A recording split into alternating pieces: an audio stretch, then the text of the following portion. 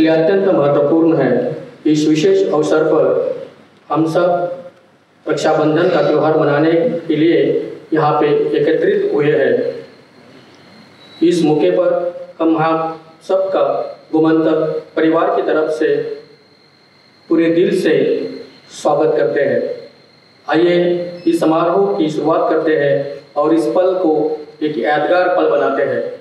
मैं अनुरोध करता हूँ हमारे प्रबंधक श्रीमान संजय पाटिल को कि वो सब अतिथि को लेके स्टेज पर आगमन करें।